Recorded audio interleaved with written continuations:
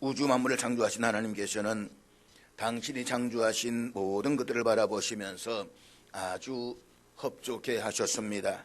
그때 이 세상에는 죄가 없었습니다.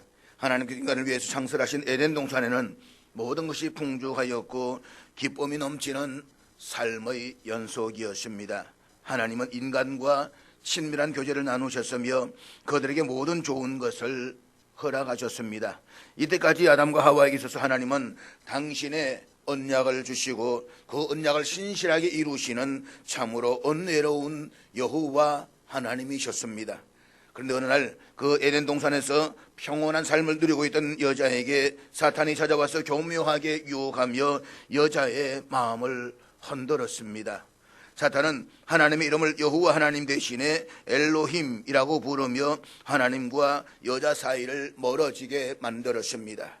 그리고 하나님의 말씀을 교묘하게 왜곡해서 여자의 마음에 불신을 심어 넣었습니다.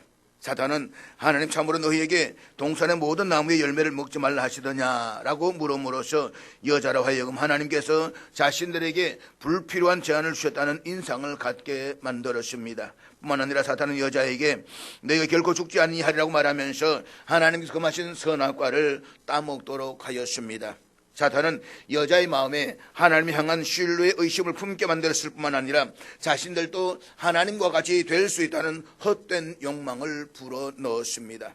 결국 사탄의 유혹에 넘어간 여자가 선악과를 먼저 따먹었고 그것을 아담에게 권하면서 그들은 하나님 앞에 불순종하고 말았습니다.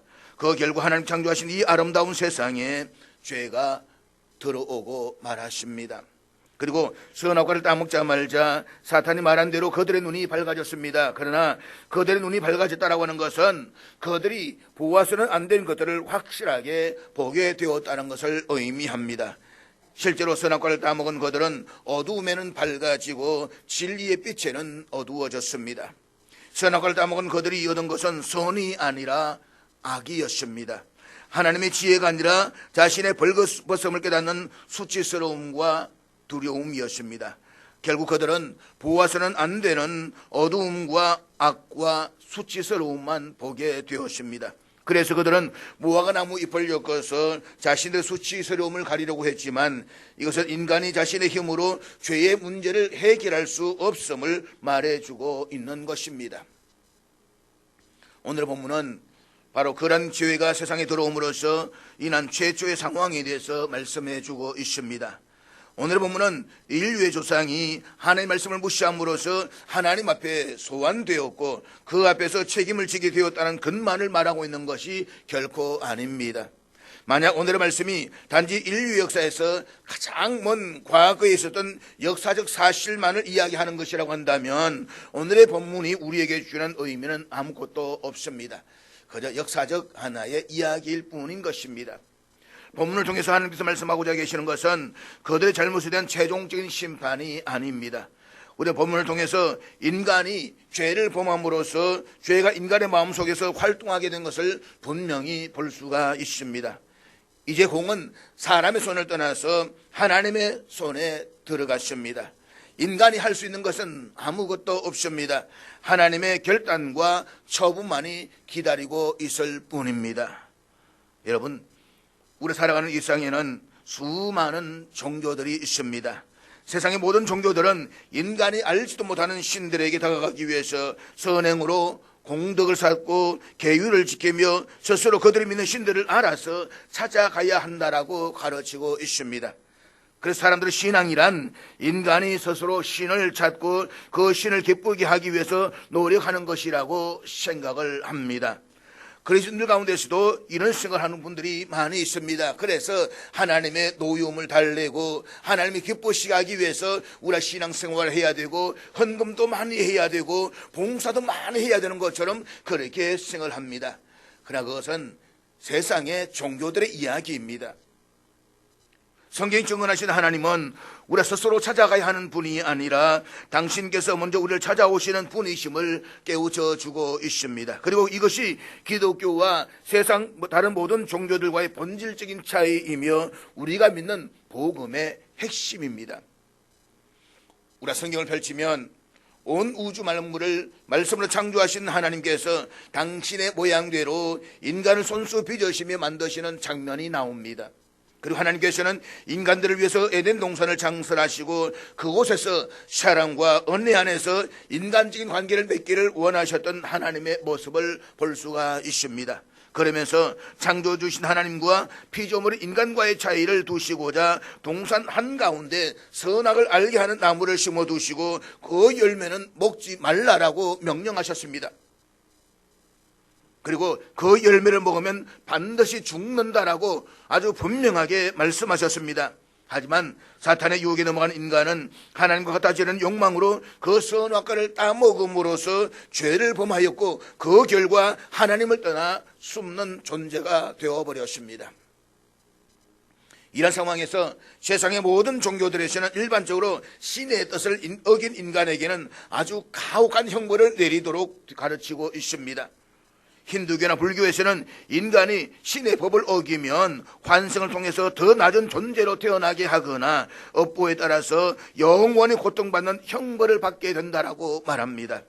더구나 3400년 전 모세가 창세기를 기록하던 그 당시에 고대 건동 지역에서의 신들은 인간이 범죄하거나 실수를 할 때에 아주 자비 없이 분노를 쏟아붓는 두려움과 파괴의 신들이었습니다. 가령 바빌론의 마르두크 신이나 아수르의 이슈르 신이나 또 우리가 익히 알고 있는 가나안의 바알은 인간의 잘못 앞에 징벌과 파괴로 반응을 했습니다. 결국 인간은 그런 신들의 노여움과 심판을 피하기 위해서 꺼림없는 제물과 희생으로 신들을 달래기 위한 제사를 드려야만 했습니다. 그 같은 문화 속에서 모세는 이제 가출애굽한 이스라엘 백성들에게 오늘의 본문의 말씀을 통해서 여호와 하나님이 이러신 분이다라고 소개를 하고 있습니다. 400년 동안 애굽에서 노예 살면서 애굽의 종교에 익숙한 이스라엘 백성들은 아담과 하와가 하나님께 불순종하여 선악과를 따먹었을 때에 하나님 역시 그들을 호통치시거나 심판하시는 분이시어야만 했습니다. 그러나 하나님은 그렇게 하시지 않았습니다.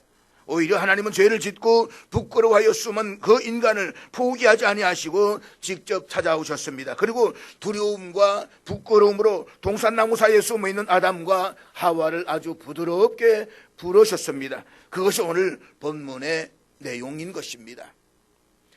본문 8절 말씀 우리 한번 같이 보도록 하겠습니다. 그들이 그날 바람이 불 때 동산에 거니시는 여호와 하나님의 소리를 듣고 아담과 그의 아내가 여호와 하나님의 낯을 피하여 동산 나무 사이에 숨은지라. 본문에서 우리는 주목해야 될 것이 세 가지가 있습니다. 첫 번째는 그날 바람이 불 때입니다. 아담과 하와가 범죄한 그 다음 날이 아니었습니다. 일주일 후나 혹은 열흘 후가 아닙니다. 그들이 범죄한 바로 그날입니다.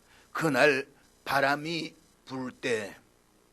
이 표현은 하나님께서 에덴 동산을 방문하시는 때입니다. 하나님은 창조 때부터 인간과 함께 하시며 교제하기를 기뻐하셨습니다. 그리고 성경에는 분명한 기록이 없지만 창세기 2장 8절부터 25절에 근거해서 추정을 해보면 아담과 하와는 아마도 하나님의 음성에 기쁨으로 응답하며 또 생명의 근원이신 하나님과 친밀한 교제를 나눔으로써 풍성한 생명을 누렸을 것임에 틀림이 없습니다.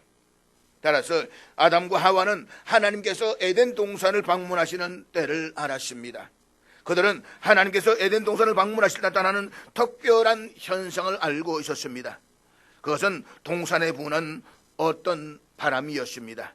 물론 에덴 동산에는 다른 바람도 불었을 것입니다. 시원한 산들바람도 불고 강한 바람도 불었을 것입니다. 그러나 그들은 하나님이 임재하실 때 일어나는 특별한 현상으로서의 바람을 알고 있었습니다. 그것은 하나님이 임재하시는 소리였습니다. 평소에 하나님 임재하시는 소리를 듣고 그 현상을 보고 기쁜 마음으로 달려나가면 틀림없이 하나님께서는 그들 부부를 반갑게 맞아주셨습니다. 그리고 그들에게 말할 수 없는 은혜와 기쁨을 주셨습니다. 그 시간이 그들에게는 가장 기다려지는 시간이었고 복된 시간이었습니다. 동산에서는 모든 것이 좋았습니다. 다른 동물들을 보살펴 주고 같이 놀기도 했습니다. 농사를 지으며 땀 흘리는 것도 결코 작은 기쁨이 아니었습니다. 그러나 아담과 그의 아내에게는 그 모든 것보다 더 기쁜 시간이 있었습니다. 그것은 바로 여호와 하나님이 특별한 방식으로 찾아와 주셔서 그들을 만나주시는 그때였습니다. 하지만 이날은 이전과는 달랐습니다. 하나님께 오시는 소리를 듣고 아담과 하와는 기쁨으로 달려나간 것이 아니라 하나님의 음성을 듣고서도 그 낯을 피하여 두려워하며 숨었습니다. 지금까지는 그 시간이 가장 기뻤는데 이제는 가장 낯선 시간이 되어버렸습니다. 가장 어색한 시간, 가장 두려운 시간, 가장 가기 싫은 시간이 되고 말았습니다. 이미 마음의 변화가 생겼기 때문입니다. 그 마음이 하나님을 싫어하고 또 하나님을 거부하며 그 마음이 하나님 만나는 것을 낯설어하고 어색하고 거북하게 여겼습니다. 그래서 그들은 하나님 찾아오시는 소리를 들었고 특별한 임재를 알았음에도 불구하고 마음의 문을 닫아버리고 숨어버렸습니다. 사랑하는 여러분, 아담과 하와는 하나님 앞에 서야 할 존재였습니다. 그러나 죄를 지은 이후에 그들은 숨었습니다. 왜 숨었습니까? 두려워서였습니다. 수치심 때문이었습니다. 죄책감 때문이었습니다. 죄는 인간 내면의 깊은 수치심을 드러냅니다. 죄는 관계를 깨뜨립니다. 죄는 하나님과 친밀함을 깨고 인간 스스로를 고립시킵니다. 죄는 우리가 하나님의 형상으로 지음받은 존재임을 망각하게 만들고 우리를 나무 뒤로 숨어버리게 만듭니다. 그들이 그렇게 숨었던 궁극적인 이유는 두려움 때문이었습니다. 어제까지는 그들의 마음에 두려움이라는 심리적 불균형이 없었습니다. 심리적이고 정서적인 상태가 완전히 균형이 잡혀져 있었습니다. 두려움이라든지 초조라든지 불안이라는 것을 몰랐습니다. 그런데 선악과를 따먹은 후에 그들의 마음에 부끄러움과 함께 두려움이 찾아왔습니다. 죄가 들어와서 하나님에게서 끊어지니까 정신과 몸만 아니라 감정까지도 깨어져 나가는 것입니다. 그래서 두려움과 공포심이 생겼습니다. 이것은 결국 죄가 가져온 결정적인 변화입니다. 죄는 인간의 마음에 깊은 죄의식과 하나님의 심판에 대한 두려움을 불러일으켜서 하나님의 낯을 피하여서 숨으려는 본능이 있습니다. 죄는 인간으로 하여금 하나님께 나아가지 못하게 함으로써 자꾸만 하나님으로부터 멀어져 가게 하고 결국에는 인상의 주인이신 하나님을 거부하게 만듭니다. 그래서 결국에는 하나님의 교제가 영원히 단절되게 하는 것입니다. 이것은 마치 자식이 아버지에게 잘못을 범하면 아버지를 두려워하고 가까이 가지 못함으로 인해 가지고 그 관계가 소원해지는 것과 같다라고 할 것입니다. 그래서 우리가 죄를 지은 후에는 하나님을 피하고 숨고 싶어 합니다. 하나님 우리를 부르실 때에 기쁨으로 나아가는 것이 아니라 도망치고 싶어지는 것입니다. 하나님께서 범죄한 우리의 추한 모습을 보시고 도망가시는 것이 아닙니다. 하나님께서 우리를 피하시는 것이 아닙니다. 인간이 하나님을 피하고 인간이 하나님께서부터 숨는 것입니다.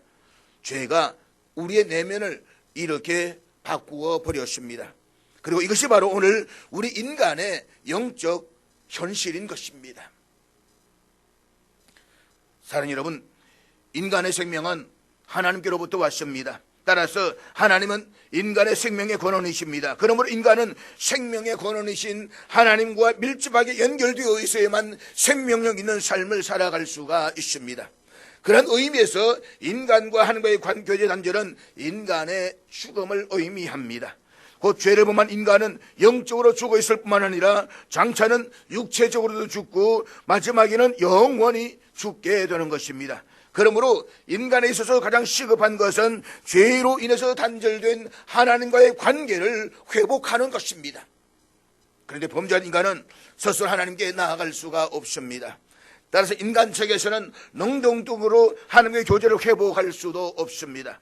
죄인은 하나님의 교제를 회복함에 있어서 직접 찾아오시는 하나님의 은혜가 있어야만 회복할 수가 있습니다. 그렇다고 해서 하나님과의 교제 회복에 있어서 인간의 노력이 전혀 필요 없는 것은 아닙니다. 인간과 하나님과의 교제의 회복은 전적으로 하나님의 은혜의 결과이지만 인간은 수동적으로나마 하나님의 은혜에 반응해야만 온전한 교제의 회복이 가능하게 되는 것입니다. 즉 하나님 앞에서 자기의 죄를 고백하고 철저히 회개함으로써 하나님으로부터 죄사함을 받는 것입니다. 그러면 우리는 연약하여서 순간순간 범죄할 수밖에 없는 죄인임을 깨닫고 매 순간 하나님 앞에 회개하는 삶을 살아가야만 합니다. 그래서 이 세상을 사는 동안에 늘 하나님과 친밀한 교제를 함으로써 생명력 있는 삶을 살고 또한 장래에는 영원히 사는 복된 성도들이 다 될 수 있기를 주의 이름으로 축복합니다. 두 번째는 여호와 하나님의 소리를 듣고입니다.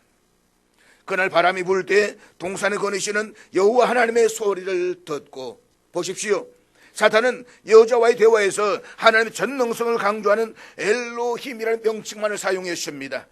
여자도 엘로힘이라고 했습니다. 여자는 하나님께서 동산의 모든 것을 다 먹게 하셨음에도 불구하고 선악을 알게 하는 그 하나의 열매를 먹지 못하게 하신 것이 불만이었습니다. 아무리 하나님이 창조주이시지만 피조물과 하나님과의 차이를 두시려는 그 법칙에 온건한 시기와 불평이 일어났습니다. 자기가 하나님은 하나님이지 어떻게 이렇게 차별을 둘 수 있느냐고. 뿐만 아니라 여자 사탄의 유혹에 빠져서 자신도 하나님처럼 강한 힘과 능력의 사람이 되고 싶었습니다. 그래서 여자도 여호와 하나님에게서 여호와를 빼버리고 엘로힘이라는 명칭만을 사용했습니다. 그런데 하나님은 범죄한 인간을 향해서 엘로힘이 아닌 여호와 하나님으로 다가오셨습니다. 하나님의 명령에 불순종하고 죄를 지은 인간을 심판하시고 벌을 주시려고 전능하고 강하신 엘로힘이 아니라 그럼에도 불구하고 심판을 받아야 함에도 불구하고 마땅히 죽어야 함에도 불구하고 그 인간과 관계를 맺고자 하시는 언약의 하나님으로 나타나신 것입니다.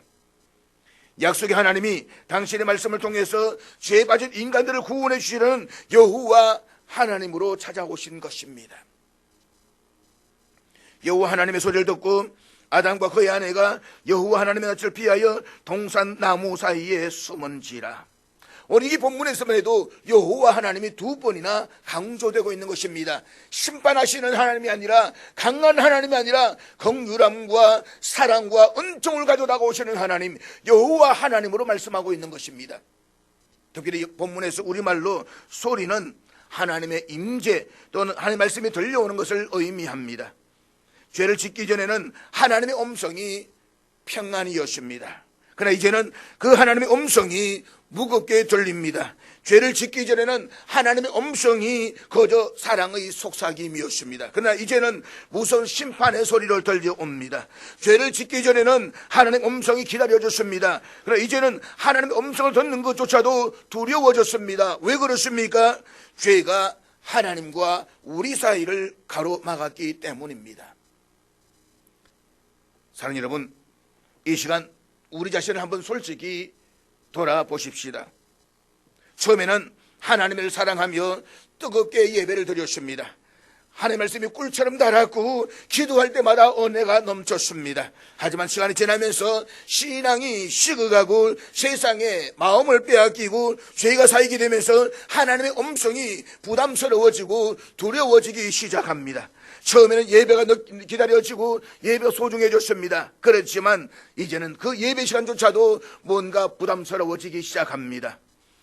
하나님의 말씀이 나를 정죄하는 것처럼 느껴지고 강단에 선포되는 설교를 들으면 자신을 치는 것 같아서 마음이 왠지 불편해집니다. 그래서 예배 나오기를 꺼려하게 되고 기도를 멀리하게 됩니다. 바로 이것이 아담과 하와가 하나님 낯을 피하여 숨은 이유와 같은 것입니다. 세 번째는 여호와 하나님 낯을 피하여 동산 나무 사이에 숨은지라입니다. 인간의 죄를 짓고 처음에 한 행동은 바로 숨는 것이었습니다. 그렇습니다. 죄는 자신을 자꾸 숨깁니다. 범죄하자마자 그들의 삶 가운데 나타나는 최초의 변화는 여호와 하나님의 낯을 피하여서 숨는 것이었습니다. 본문에서 우리말로 낯을 피하여 숨은지라 라는 말을 히브리어로 직역하면 그래서 낯으로부터 그들 스스로를 숨겼다라는 것입니다. 그리고 히브리어에서 낯을 피한다라고 하는 것은 인격을 무시하고 관계를 끊어버리는 것을 의미하는 상징적 표현입니다. 우리도 누군가 찾아가러 갔습니다. 누구를 만나러 갔는데 낯을 피한다는 건 무엇입니까? 만나지 않겠다는 것, 피하겠다는 그런 의미가 아니겠습니까? 그러니까 아담이 범죄한 이후에도 계속해서 하나님과 교제하며 밀접한 관계를 유지하려고 한 것이 아니라 오히려 스스로 하나님을 외면하고 하나님과의 관계를 끊으려고 하는 어리석은 상태에 빠져버리고 만 것입니다. 하나님 명령에 불순종하고 범죄한 그들은 하나님의 낯을 피하기 시작합니다. 하나님의 음성이 들려오지 않는 곳으로 갑니다. 하나님 부담스러운 존재가 되어버린 것입니다. 결국 아담과 하와는 하나님께서 그들을 찾아오셨을 때에 하나님 낯을 피하여 동산나무 사이에 숨었습니다. 사랑하는 여러분, 범죄한 인간이 두려움과 수치심으로 인해서 하나님으로부터 멀어지려고 하지만 하나님 피해서 숨을 수 있는 곳은 이 세상 어디에도 없습니다. 이 사실을 다윗은 시편 139편 7절과 8절 말씀 이렇게 고백하고 있는데 우리 앞에 다 같이 읽도록 하겠습니다. 내가 주의 영을 떠나 어디로 가며 주의 앞에서 어디로 피하리이까? 내가 하늘에 올라갈지라도 거기 계시며 서울에 내 자리를 펼지라도 거기 계시니이다. 한마디로 인간은 하나님을 피하여 이 세상 어디에도 숨을 수가 없다는 말입니다. 하나님은 어디에나 계시기 때문입니다. 심지어 엄부에 내려가서 거기에 자리를 편다라고 하더라도 하나님께서는 거기에도 계십니다. 그러므로 우리는 하나님의 현존을 영원히 피해서 떠날 수가 없는 존재입니다. 우리가 하나님 분명히 인식하고 하나님께 부르짖을 그때에도 혹은 하나님 인식하지 못하고 하나님 부정한 그때에라도 하나님이 여전히 우리 앞에 계시며 우리를 향해 말씀하시며 역사하고 계십니다. 그 때문에 사랑하는 여러분, 우리는 얼마만큼 하나님을 인식하고 명확하게 느끼면서 살아가고 있습니까? 다윗의 고백처럼 우리가 결코 주님을 떠날 수는 없는 존재이며 그분에게서 단 한 발짝도 벗어날 수 없는 존재임을 매 순간 절감하면서 살아가고 있기나 합니까? 잊지 마십시오. 우리가 하늘을 피하여 숨을 수 있는 곳은 그 어디에도 없습니다. 뿐만 아니라 우리가 아무리 하늘을 피해서 숨으려고 해도 하나님께서는 여전히 우리를 찾아오십니다. 하나님께서는 범죄한 아담과 하와를 찾아오셨습니다. 그렇지만 아담과 하와는 그 하나님 두려워해서 동산나무 사이에 숨었습니다. 부끄러움과 두려움 그리고 단절이 그들의 마음을 지배했습니다.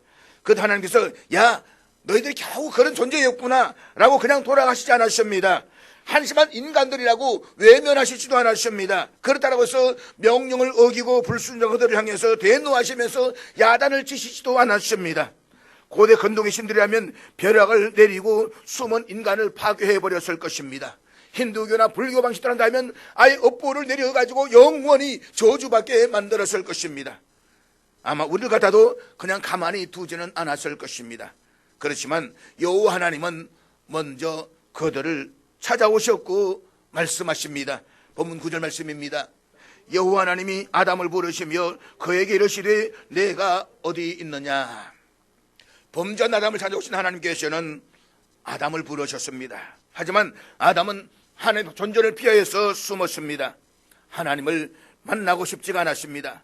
마음에 거북함과 어색함이 있었습니다. 마음의 문을 닫았습니다. 하나님 그냥 이 모양 이대로 내버려 주시면 좋겠습니다. 제발 오늘만은 저를 좀 건드리지 말아 주십시오. 그래서 그는 하나님 임재하시는 현상을 알고 하나님 찾아오시는 것을 알았으면서도 숨어버렸습니다. 하지만 하나님께서는 그 아담을 내려버려 두지 아니하시고 부르셨습니다. 하나님께서 아담을 그대로 내버려 두시면 아담은 거기서 영원히 멸망할 수밖에 없습니다. 아담뿐만 아니라 모든 아담의 후손들이 그대로 죽을 수밖에 없습니다. 하나님의 영광스러운 교제는 영원히 단절될 수밖에 없습니다. 하나님께서 숨어있는 아담을 찾아오신 것은 강한 힘과 넉넉하신 엘로힘이 아니라 사랑과 긍휼과 언약을 가지시고 관계 맺기를 원하시는 사랑의 하나님 여호와 하나님이셨습니다. 따라서 하나님께서 아담을 부르신 것은 그를 책망하시고 심판하시기 위해서가 아닙니다. 만약 멸망시키시는 것이 목적이었다고 한다면 하나님께서 굳이 아담을 부르실 필요가 없습니다. 그도 숨어있게 내버려두면 아담은 자동적으로 망하게 되어져 있습니다. 아담은 영원히 죽습니다. 그리고 모든 인간들은 영원히 멸망할 수밖에 없습니다. 그러나 요 하나님께서는 인간이 그들을 멸망하는 것을 원하지 않으셨습니다. 그렇기 때문에 그들을 찾아오시고 그들의 이름을 부르시고 숨어 있는 곳에서 나올 때까지 계속 그들의 마음을 두드리셨습니다. 사랑하는 여러분, 하나님께서 우리를 부르실 때 말씀으로 내 마음을 두르실 때는 반드시 내 문제에 대한 답을 가지고 계신다는 사실을 알아야만 합니다. 하나님은 아무런 대책도 없이 우리를 통해서 불러내셔서 화풀이를 하시는 그런 분이 아니십니다. 하나님께서 우리를 부끄럽게 하기 위해서, 우리를 멸망시키기 위해서 부르시는 것도 아닙니다.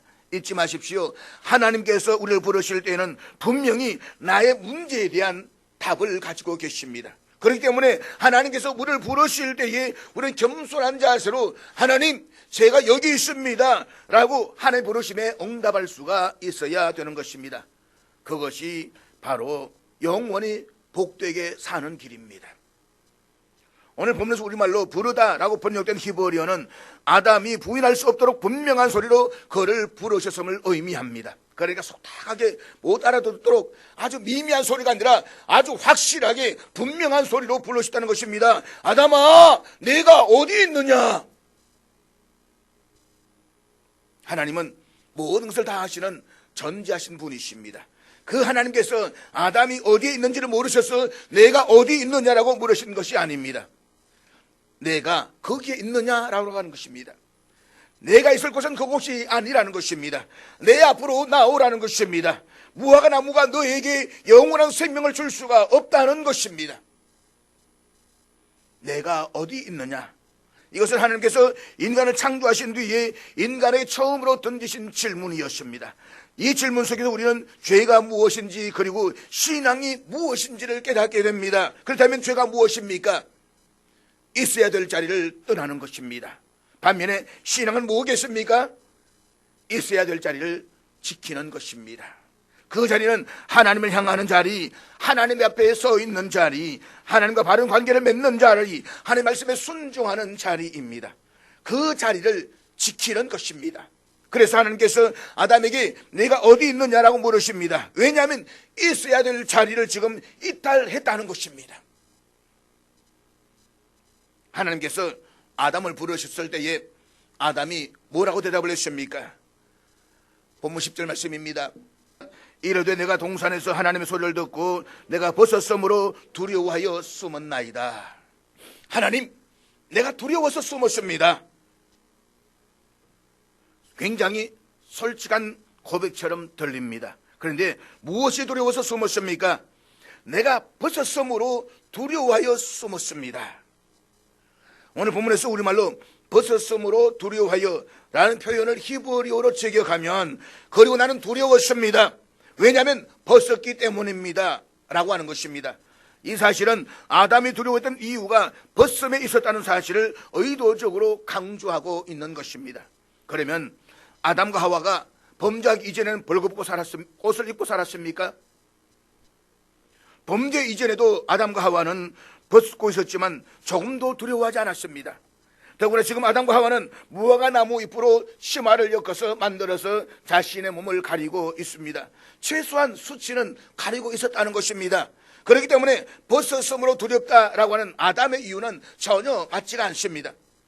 아담은 죄를 짓고 난 다음에 두려웠다, 그래서 내가 숨었다, 여기까지는 분명하게 인식을 했는데 자기가 왜 두려워하는지 근본적인 이유를 모르고 있는 것입니다. 사랑하는 여러분, 이것이 바로 죄입니다. 죄는 우리에게 두려움을 줍니다. 하나님과 단절시킵니다. 그리고 뭔가 불안하고 초조합니다. 그런데 내가 왜 초조해야 하는지 그 본질적인 이유는 모릅니다. 내가 왜 두려워하는지 그 본질적인 이유는 알지를 못합니다. 그래서 근심과 걱정의 노예가 되는 것입니다. 아담이 지금 똑같습니다. 내가 두려워했는데 아무리 생각해도 그 이유라고 하는 것은 벗었기 때문인 것 같다. 아니, 이유도 아닌 이유 때문에 지금 두려워하고 있는 것입니다. 사실 아담은 벗었기 때문에 두려운 것이 아닙니다. 그리고 하나님의 부르심에 대한 아담의 대답은 본질적인 대답도 아닙니다. 그렇다면 아담이 왜 핵심을 이야기하지 못하고 있는 것입니까? 어쩌면 아담은 핵심보다 나타난 현상이 더 두려웠는지도 모릅니다. 그것은 바로 죄입니다. 따라서 거짓된 변명을 늘어놓을 것이 아니라 오히려 하나님의 명령을 어기고 선악을 따먹은 불순종 때문에 두려워서 숨었다라고 솔직하게 대답을 했어야만 했습니다. 인간이 사탄의 유혹을 받아서 선악과를 먹고 그리고 그들이 스스로 부끄러워져서 무화과 나무 잎으로 자기네를 가리고 하늘 피해서 숨었을 때에 이 에덴 동산은 말 그대로 흑암이요 절망일 뿐이었습니다. 그런데 하나님께서 나타나셔서 아담아 내가 어디 있느냐라고 물어주심으로써 이 에덴 동산에 지금 빛이 임하는 것입니다.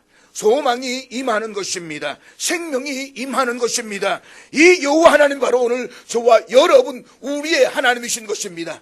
때때로 내가 범죄해서 내 마음에 불평이 찾아왔습니다. 그래서 범죄함으로 말미암아 하나님을 피하고 싶어졌습니다. 두려움이 임하였습니다. 온갖 불안과 염려가 가득합니다. 내 마음은 어두움입니다. 그렇지만 여호와 하나님께서는 그런 나를 기억하시고 내게 찾아오시고 내게 빛을 주시기를 원하십니다. 내게 평안을 주시기를 원하십니다. 내게 영원한 생명을 주시기를 원하십니다. 그 하나님이 우리의 하나님이십니다. 모세가 창세기를 기록하던 3400년 전 고대 근동 지역의 신들은 아주 무섭고 또 멀리 있는 존재들이었습니다. 하지만 여호와 하나님은 당신의 말씀에 불순종한 죄인 인간임에도 가까이 다가오시고 말을 거시고 대화를 나누시는 분이십니다. 보십시오. 그 당시 이스라엘 백성들은 어떤 생각을 가졌을까요? 불과 얼마 전까지만 하더라도 그들은 하나님을 찬양했지만 돌아서서 하나님을 원망했습니다. 먹을 것이 없다고 또 원망했습니다. 홍해를 건너고 난 뒤에 사흘 만에 그들은 하나님을 또 원망했습니다. 마실 물이 없다고, 애굽이 좋았다고. 그들의 애굽의 관념, 고대 근동의 신관념이라고 생각한다면 그들은 죽어도 꼴수번 죽어야만 할 존재들입니다. 그런데 그들이 신의 산 앞에서 하나님과 언약을 맺으면서 모세가 이야기합니다. 얘들아 있잖아, 하나님은 이런 하나님이시야.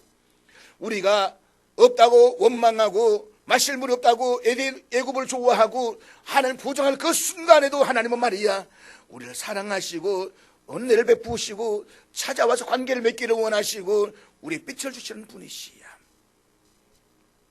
이 하나님에 대한 소개를 들었을 때에 그들은 얼마나 기뻤겠습니까? 얼마나 행복했겠습니까? 그런데 여러분, 하나님은 거기에서 끝나지 않습니다. 결국 죄의 문제를 해결하기 위해서 독생자 예수 그리스도를 우리에게 이 땅에 보내주셨습니다. 흑암이 가득할 때에 한 줌의 빛이 없을 때에 빛 대신 예수님이 스스로 우리 가운데 오셨다는 것입니다. 바로 이 여호와 하나님의 성품은 태초부터 지금까지 조금도 변하지 않습니다. 우리 감정에 따라서 환경에 따라 수시로 감정이 변할 수가 있지만 하나님은 어떤 상황 속에서도 동일하신 하나님이십니다. 그런 의미에서 오늘의 본문은 신학적으로 깊은 복음의 그림자입니다. 타락 이후에도 하나님은 인간을 포기하지 아니하셨습니다. 스스로 죄를 깨닫고 나오게 하시기 위해서 묻고 또 묻고 기다리시고 또 기다리시고 찾아오십니다. 아담의 대답은 문제가 있었지만 그럼에도 하나님과의 대화가 다시 시작되었다는 점에 있어가지고 그것은 은혜의 시작이었습니다. 사랑하는 여러분, 우리가 죄 가운데 있을 때에 하나님께서 우리를 찾아오셔서 아무개야 네가 어디 있느냐라고 우리를 죄 가운데서 불러내셨습니다. 당신의 거룩한 자녀로 삼아주셨습니다. 한 점의 빛도 없던 어둠 캄캄한 우리의 마음속에 빛을 주시고 새 생명을 주셨습니다. 그런데 우리는 늘 하나님의 말씀으로 우리의 심령을 채우지 못했습니다. 우리는 늘 일상에 우리의 마음을 빼앗기고 살아갑니다. 그래 불과 하나님께서는 포기하지 아니하시고 오늘 이 시간에도 우리 각자를 찾아오셔서 우리 각자를 부르시며 너 어디 있니? 왜 거기 있니? 왜 내 앞으로 나오지 않니? 라고 묻고 계십니다. 사랑하는 여러분, 질문은 관계의 시작입니다. 아무런 관계가 없는 사람에게, 전혀 관심도 없는 사람에게 질문하지 않습니다. 여러분이 길을 걸어가시다가 정말로 아무 관계없는 사람에게 아저씨라고 물으십니까? 아무도 부르지 않습니다. 누군가 관계상에서 마음이 심하게 상하인 사람에게 전화 걸어가지고 대화를 하지는 않습니다. 소원했던 관계를 회복하고 보다 끈끈한 관계를 맺기 위해서 질문을 하고 대화를 합니다. 아무리 상처가 나고 아무리 관계가 깨어졌다고 할지라도 전화를 거는 순간 이것은 관계의 시작입니다. 우리 하나님이 바로 그런 분이십니다. 우리는 때로 범죄하고 그래서 때로는 하나님 말씀을 아프게 하지만 하나님은 여전히 우리와 깊은 사랑의 관계를 맺기를 원하십니다. 그래서 우리를 찾아오시고 우리와 대화하기를 원하십니다. 하나님 우리가 잘못했을 때에 심판부터 하지 아니하셨습니다. 먼저 질문하십니다. 그리고 기다려주십니다. 다가와 주십니다. 하나님의 은혜가 얼마나 놀라운지 모릅니다. 네가 어디 있느냐? 하나님 그들이 어디에 있는지를 알고 계십니다. 하지만 그들이 스스로 자신의 상태를 깨닫고 회복되기를 원하셨습니다. 따라서 이 질문은 단순한 물음이 아니라 인간의 영적 상태를 깨닫게 하시고 회복으로 초대하시는 하나님의 사랑이 담긴 음성입니다. 그렇다면 사랑하는 여러분, 하나님의 이 질문 앞에 이제 우리의 응답은 무엇이어야 하겠습니까? 계속해서 숨으시겠습니까? 두려워하며 하나님과의 거리를 유지하시겠습니까? 아니면 이제 그 두려움을 내려놓고 하나님의 품으로 돌아가시겠습니까?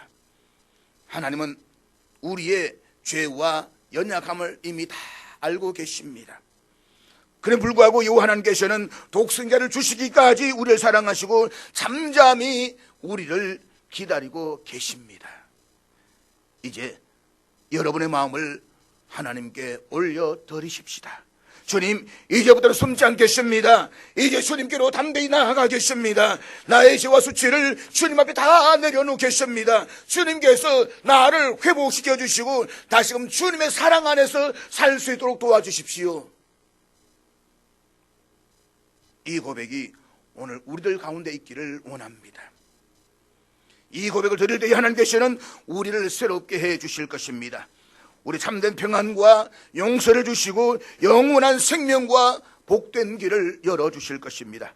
그러므로 하나님 앞에 정직하게 나아가는 용기를 가지십시다. 그리고 이제 우리는 하나님 앞에 다시 서십시다. 말씀 앞에 서십시다. 기도의 자리에 서십시다. 예배의 자리에 서십시다. 은혜의 날이 지금 우리 앞에 있습니다.